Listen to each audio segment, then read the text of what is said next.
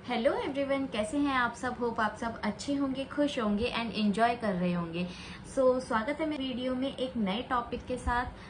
आज का टॉपिक होगा हमारा जैन धर्म। आज हम जैनिज्म के बारे में पढ़ेंगे।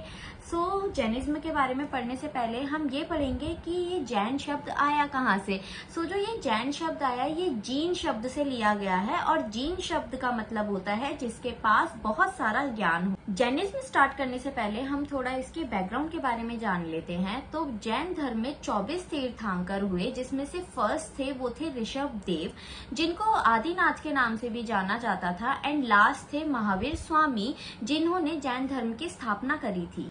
23वें तीर्थंकर का नाम था पार्श्वनाथ, जो कि बनारस के राजकुमार थे। तो चलिए अब हम महावीर स्वामी के बारे में जान लेते हैं। महावीर स्वामी का जन्म 540 BCE में वैशाली के कुंड ग्राम में हुआ था, और इनका जन्म एक क्षत्रिय परिवार में हुआ था, और इनके बचपन का नाम था वर्धमान। महावीर स्वामी को जितेंद्र और अरिहंत भी कहा जाता था। महावीर के पिता का नाम सिद्धार्थ था, और इनकी माता का नाम त्रिशला था, जो कि लिच्छवी के राजा चेटक की बहन थी। महावीर की पत्नी का नाम यशोदा था, और इनकी एक पुत्री थी जिसका नाम अनुजा प्रियदर्शिनी था।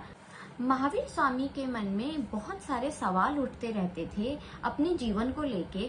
तो इसी चीज से वह परेशान होकर और ज्ञान की खोज के लिए 30 वर्ष की आयु में गृह त्याग किया। 12 वर्ष की कठिन तपस्या के बाद महावीर स्वामी को ज्ञान की प्राप्ति हुई। उस समय इनकी आयु 42 वर्ष थी।